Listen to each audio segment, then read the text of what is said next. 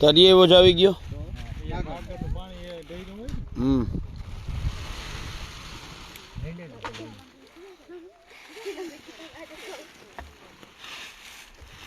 કાગળ ને ભરો હોય તો રેવાય.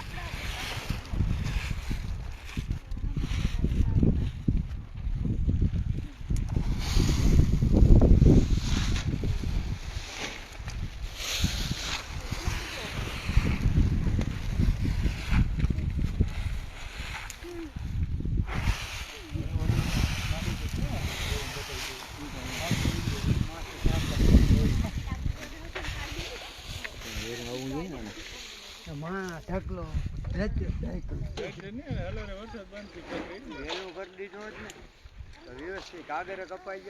હું તો ત્યાંથી ફોન કર્યા કર થયો તો તમે હેમંત ને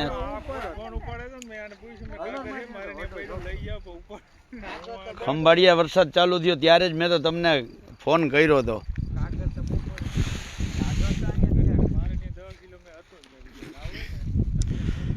મિત્રો બધાઈને જય જવાન જય કિસાન. હું ખેડૂતનો દીકરો છું અને ખેડૂત છું અને હું મારા જ ખેતરમાં છું. કારણ કે હું ખેડૂત છું એટલે મારે બીજા કોઈના ખેતરમાં પાથરા ઉપાડવા જવાની જરૂર પડતી નથી. કારણ કે મારે ખેતર છે. કેટલાક લોકો પોતે ખેડૂત પુત્ર હોવાનો દાવો કરે છે પણ ખેતર લગભગ ક્યાંય નથી અને એટલે કોકના ખેતરમાં પાથરા ઉપાડે છે. પણ એ બીજા નંબરની વાત છે. પણ આ મારી જ વાડીની આ સ્થિતિ, આ બધા જ ભર આમનામ હતા, આ બધા પલળી ગયા. આ 30 વીઘાનો ખેતરમાંથી માત્ર 30 ભર મગફળી નીકળી થઈ ગઈ અને 30 ભર જે કાઢી લીધી ત્યાં તો વરસાદ આવી ગયો. ચાલુ હલર હતું, ઓપનર હતું. આ જે બહીચું એ ઢાઈકી ખરી પણ હજી આવતા 2 દિવસમાં અતિ ભારે વરસાદની જે આગાહી છે એને ધ્યાને રાખી અને જે બહીચી છે મગફળી એને હગે વગે કરવા, એની વ્યવસ્થા કરવા માટે બધા જેવી રીતે મારા મહરી કાકા કામે લાગ્યા છે એમ લગભગ સૌરાષ્ટ્રના બધા જ ખેડૂતો અત્યારે આ જ પરિસ્થિતિમાં રોકાયેલા છે. હવે આમાં જોઉં આ હું દેખાડવા માગું છું. હવે આ મગફળી જ્યારે ટેકામાં દેવું તો નથી જ લેવાના. આ દેખાય છે. આ જો આમાં સિટીવાળા કેટલાક હોય અને કેટલાક ખેડૂત ના હોય, નાખેડું હોય ને એના માટે આ છે કે આ જે આ સફેદ છે ને આ મગફળી બધા જ આવી હાલત થઈ ગઈ છે. કારણ કે એમાં ભેજ લાગી ગયો છે અને એના કારણે આ ટેકામાં તો નથી જ લેવાના. પણ જે માર્કેટ ભાવ છે એ માર્કેટ ભાવે આમાં ઓછો થઈ જાય. અમારે તો અડધો પોળો ઇંચ વરસાદ છે, વધારે નથી. બાકી ઝીણું એમને ચાલુ રહ્યું એ બીજા નંબરનું છે. પણ જ્યાં 8-8, 10-10 ઇંચ વરસાદ ભાવનગર, અમરેલી, ગીર સોમનાથમાં જે થયો છે ત્યાં ખેડૂતોની પરિસ્થિતિ કેવી હશે? જો મારે અડધા પોણા ઇંચમાં આ હાલત હોય તો બીજે બધે શું હાલત હશે એ કલ્પના કરવી અઘરું છે. એટલે આ મારા જ ખેતરમાં છું. ગઈકાલે હળદરમાં હતા, અહીંયાથી આજે આવ્યા છીએ. અમારા મહરી કાકા છે. મહરી કાકા તમે જ દેખાડો ને. આ બતાવી દે. હવે આ ટેકા વાળા તે ડીમચ નું કરશું. શું કરી? ડીમચ છે, નોલું છે. શું ગયો મહરી કાકા? આ બધું બગાડ્યું જો ભગવાન. હવે સરકાર આમાં કઈ સહાય કરે હે? એ સરકારને વાતું કરેલું કઈ દેવું નથી, ચડી બરબાદ કરવા. બીજું હું કંઈક કયો બધા સાંભળે જ તમને. એ તો પૂરું કરી દીધું ખેડૂતને, હવે આ પૂરું કરી દીધું. માલના ચરાઈ રહ્યા નહીં, માલ હવે ભૂખે મરી ગયા. હવે વાવે એ 3 મહિના થાય, એ માલ શું ખાય? પોળા વરી ગયા માલ. હવે ટેકા કંઈક 250 મણ લે ને. પણ હવે ટેકામાં તો આ તમારી ફૂંગીવાળી જે એમ કે ભેજ છે ને હવા છે ને એમ કરીને કાઢ નાખીએ. આમણી જોઈને વાત કરો ને. ભેજવારી 250 મણ જો લઈ લઈએ ને ખેડૂત દીઠ, ખાતા દીઠ, તો ખેડૂત કંઈક બચી શકે. અને બાકી બધાને સર્વે કરીને કંઈક દિયો. સર્વે કરવા દીધો તો ક્યાં જઈએ? એક જ ધારો પડ્યો ને. હવે આ 5-5 ઇંચમાં શું આમાં હવે ખેડૂત કરવાનું? નારિયેળ ચરો, નારિયેળ, મગફળી. ને ભાઈ બોલો કંઈક આ વિનંતી કરો. ખેડૂતની વેદના કોઈ સાંભળતું નથી પાલભાઈ. ખેડૂતને ખાલી વેદના જ કરવાની રહી છે, બાકી ખેડૂતનું કોઈ સાંભળતું જ નથી. કંપનીને કરોડું દી બરાબર છે. આ અટાણે આ માંડવી છે, અટાણે આ માંડવી બધી પલટી ગઈ છે. બરાબર છે. પછી આ જમીનમાં જે રહી ગઈ છે ને, જમીનમાં એ ઓછામાં ઓછી વીઘે 5 મણ માંડવી રહી ગઈ છે. સમજી લ્યો. બરાબર છે. હવે એ માંડવી તો બધી ઉગી જ જાય. હા, એ તો એકે રહેવાની જ નથી. બરાબર. અને જે માથે છે એ કારી પડી જાય, એટલે એ માંડવી બધી ફૂંગાઈ જવાની છે, એટલે એ કંઈ આવવાનું છે નહીં. બરાબર છે. એટલે ખેડૂતનો કોઈ છે. અને આ કાગર એકું ખેડૂત 7-8 હજારની ટાલપત્રી અને 10,000ના કાગર અને ટાલપત્રી, એના 10,000ના એને ખર્ચા કરી લીધા. બરાબર. આ મહરીમાં છે અટાણે બિચારા કાલની વરસાદની એને ગઈ આમ ગામમાંથી બોરા લઈએ. આ 25 રૂપિયાનો એક બોરો છે. 25-30 રૂપિયાનો એક બોરો છે. વધારે 25-30 નો ના હોય. આપણે 30 રૂપિયાનો લેખો ને. સરકાર ટેકાના ભાવે આ ગુણી ખરીદે ને, આ 100 રૂપિયાની લે. મારી કાકા કેટલાનો આવ્યો બારદાન? 25 રૂપિયા. તો સારું કહેવાય. આ કચકડો છે, આ પછી કઈ કામ ના આવે. આ માંડવી ભરાઈ ગઈ ને ખાલી થઈ ગયો એટલે આ ફેલ. એટલે આ પાછું કઈ આનું ખેડૂત કઈ આવતું જ નથી ને. બીજી નથી આવતું. બરાબર. આનું કઈ નથી આવતું. બીજું કઈ આમાં છે ને કઈ થાય એમ જ નથી. ખેડૂતને અટાણે છે ને હા વાતો પૂરી જ છે. બરાબર. એવું બધું હે આજે. બરાબર. ને આ ભર છે, ત્યાં ભર પડ્યા છે ને, આ ભર એ ભર બધા હડી જવાના છે આમ નામ. બરાબર. આ તા કાઢી લીધી એટલે હાથમાં આવી જાય. આ ભર તો આનું આ માલે નહીં ખાય બીજો. હા, એ મોટો પ્રશ્નનો એક અઘરામાં અઘરી તો માલની છે ચિંતા. હિસાબ કરી લો માલનું શું કરવાનું? અત્યારે કઈ વાયા ભેગું તો કઈ તાત્કાલ તો થઈ જવાનું નથી. બરાબર. એટલે ખેડૂત મોટા છે ને આવું પૂરું જ છે. બરાબર. અને બાકી તો આ બાજુ સરકાર છે. આજે કેબિનેટની બેઠક છે, સરકાર એમાં કંઈક જાહેરાત કરવાની. જાહેરાત શું કરે, પણ આ ખેડૂતને ખાલી મારે નહીં ને તો ઘણું કહેવાય એમ. પણ એક આ માવઠાનો માર અને એક આ કુલા હોજાવી દઈએ. હા, હિસાબ કરી લો. મારે એટલે કુલા હોજાવી દઈએ. આપણે તો આ બધું સાંભળી સમજી લ્યો. બરાબર છે. એટલે ખેડૂતનો કોઈ આરો જ નથી, રડવા સિવાયનો આરો નથી. ખેડૂતનો દીકરો રડે જ, બાકી કંઈ કોઈ રાવ કોઈ ગમે એટલી કરો કોઈ સાંભળતું જ નથી. હિસાબ કરી લો. આખી આ સરકાર છે ખાતર ક્યાંય જડે નહીં. હે ખાતર ક્યાંય જડે? હા, ખાતર તો શું જડે? ક્યાંય નંબર ખાતર તો ક્યાંય છે જ નહીં. અને જડે એ 2,000 રૂપિયા ભાવ છે ખાતરનો. હા, એ પણ જડતું નથી. ખેડૂત જ્યાં જડે ને ખાતર જડે નહીં. હવે ક્યારે શું ભાવ? હિસાબ કરી લો. એટલે ખેડૂત છે ને આવું પતન જ છે ખેડૂતનું. અને આ ભાજપ સરકાર છે. બરાબર છે. એટલે આ તો ખાલી તમે અવાજ જરાક ઊંચા હાથે તમે કરો ને એટલે સીધા તમને ઝડપી દઉં. હિસાબ કરી લો. એટલે કંઈ બોલવાનું કંઈ છે જ નહીં. હિસાબ કરી લો. છેલ્લે ખેડૂત માટે 0 જ છે. મારી કાકા તમે કઈ કંપનીનું કહેતા હતા, હું કહેતા હતા કંપનીના દેવા? કંપનીને કરોડો રૂપિયા સહાય કરે, ખેડૂતને કોઈ દી 5 લાખનું લેણું માફ કરી દે. આવડી જિંદગી. તો તમે આજે ઓલી કેબિનેટની બેઠક છે, એમાં તમે એવું માનો છો કે સરકારે પાક ધિરાણ માફ કરી દેવું જોઈએ?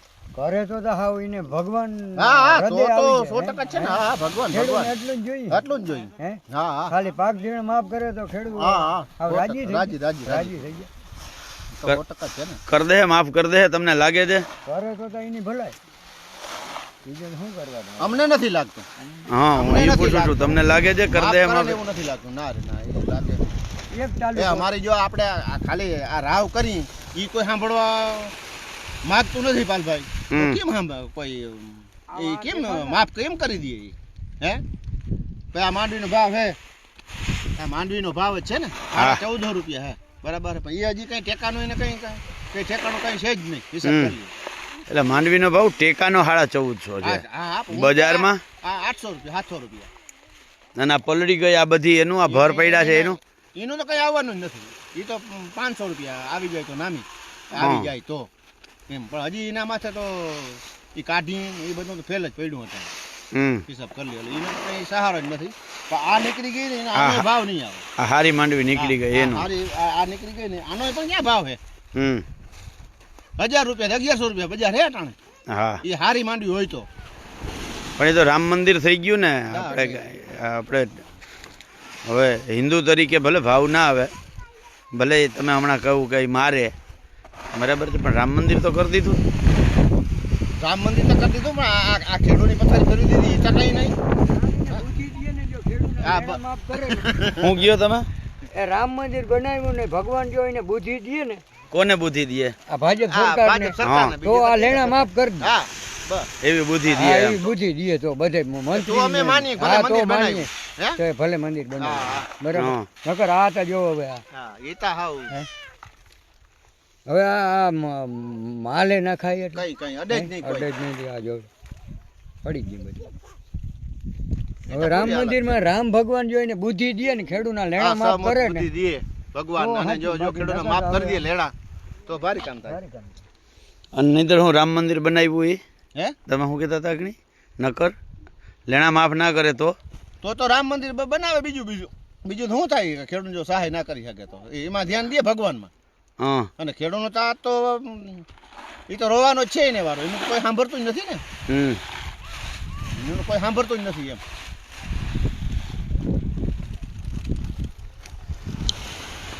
મિત્રો તો તમે આ જોયું, એક મારા બનેવી છે ને એક મારા કાકા છે. એટલે કોકને એવું ના લાગે કે હું કોકના ખેતરે ગયો, મારું પોતાનું ખેતર છે અને મારા પોતાના જ ખેતરમાં મારી જ જે વેદના પીડા જે છે એ મેં આજે તમારી સામે રાખી છે. અત્યારે પાછળથી જે જોડાયા છે એ બધાને મારા ખેતરમાં લર હાલતું હતું અને વરસાદ આવ્યો. આ બધું 30 ભર નીકળ્યા, બાકી આ બધું તમે જોવ પલળી ગયું. બાકી બધું એમનું ખેતરમાં માલ પડ્યો છે, બગડે છે. એટલે હું આજે કેબિનેટની બેઠક છે સરકારની. ગઈકાલે ભાજપના જાણે સરકારનો જ આદેશ હોય અથવા તો ભાજપમાંથી આદેશ હોય એવી રીતે ભાજપના તમામ ધારાસભ્યો અને સંસદ સભ્યો અને જિલ્લા પ્રમુખો અને જાણે કાગળ લખવાની ફેશન આવી હોય અને ખેડૂતના ખેતરમાં જઈ અને હમદર્દી લેવા જવા માટેના નાટક કરવાની ફેશન હોય એવી રીતે ગઈકાલે બધાય ખેડૂતોની વચ્ચે આખો દિવસ રહ્યા અને ફોટાઓ પાડ્યા. એમાં એક મંત્રી બાઈ છે સુરત બાજુના, એણે તો હદ કરી નાખી. એણે એવું કહ્યું કે આમાં તો વાસ આવે છે, એટલે ખેડૂતની ખેત પેદાશમાં વાસ આવે છે. હવે તમે વિચારો, જે મંત્રીઓને ખેડૂતની ખેત પેદાશમાં વાસ આવે છે, જે ખેત પેદાશ ખાય અને એ જન્મો ત્યારે વધીને 1.5 ફૂટનો હતો, ત્યાંથી અત્યારે 5 ફૂટનો થયો, એ બધું ખેડૂતનું અનાજ ખાઈને થયો છે. બરાબર.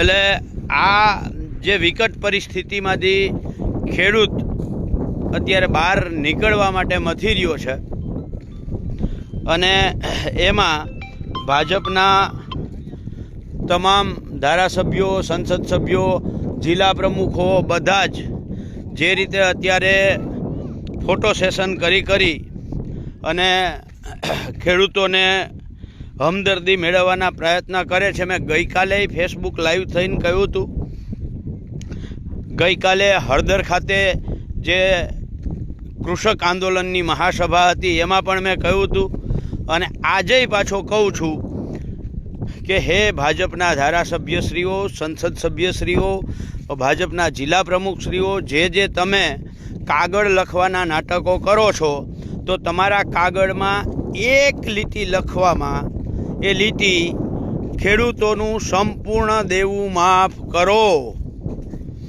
આવી માગણી કરવામાં, કાગળ લખવામાં તમને પેટમાં શું દુખે છે? જો તમારે નાટક ના હોય અને તમે ખેડૂતોના સાચા અર્થમાં હમદર્દી હોય, ખેડૂતો માટે જ તમે જો કામ કરતા હોવ અને ખેડૂતો માટે જ તમે ખેડૂતના ખેતરમાં ગયા હોવ અને ખેડૂતો માટે જ તમે જો અહીંયા સમીક્ષા કરવા ગયા હોવ તો તમારે લખવું જોઈએ કે નરેન્દ્ર મોદી સરકારે છેલ્લા 11 વર્ષની અંદર 16 લાખ કરોડ રૂપિયા ઉદ્યોગપતિઓના માફ કર્યા છે, તો ખેડૂતોના જે દેવાઓ છે એ માફ શું કામ તમે ના કરો? આવો એક કાગળ લખો. અરે બધા દેવા માફ ના કરો તો કંઈ નહીં, 10 લાખ સુધીના માફ કરો, 10 લાખ સુધીના ના કરો તો 5 લાખ સુધીના માફ કરો, ખેડૂતોનું ચાલુ વર્ષનું પાક ધિરાણ માફ કરો. આવી માગણી તો મૂકો. આ માગણી મૂકવામાં તકલીફ ક્યાં પડે જ ભાઈ તમને?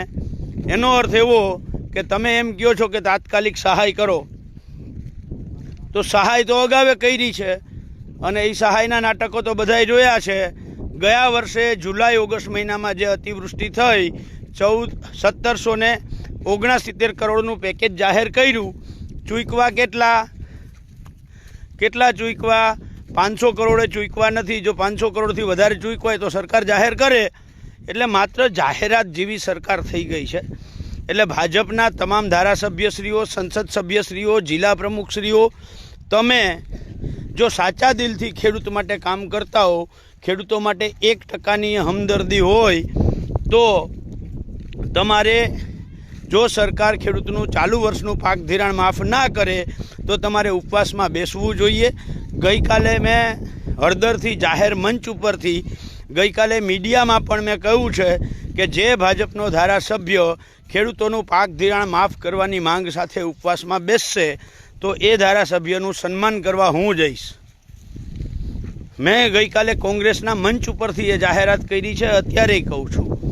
પણ પરિસ્થિતિ બહુ ખેડૂતોની વિકટ છે અને ખેડૂતનો દીકરો છું, ખેતી સાથે જોડાયેલો છું, એટલે હું જાણું છું, એટલે હું કહું છું.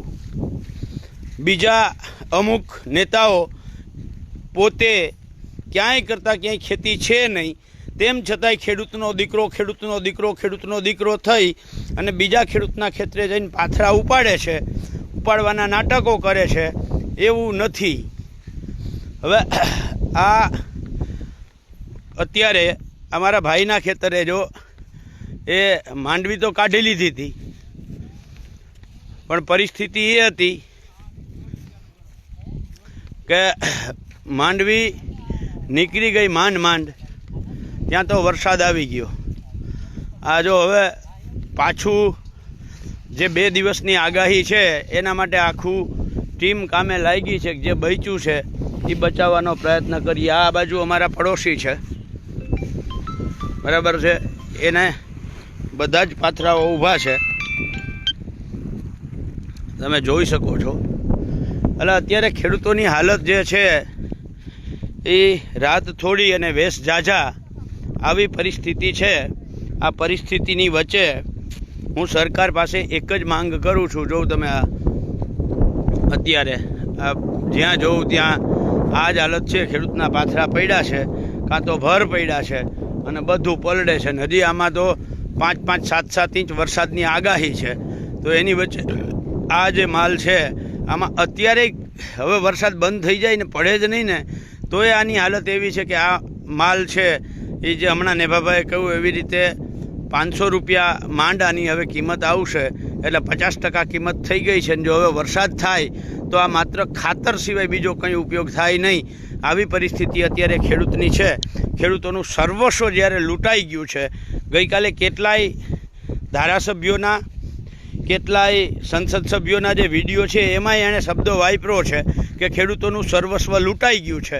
તો જ્યારે સર્વસ્વ લૂંટાઈ ગયું છે તો પછી પાક ધિરાણ તો માફ કરો. ખેડૂતો પાક ધિરાણ છે કેવી રીતે ભરશે?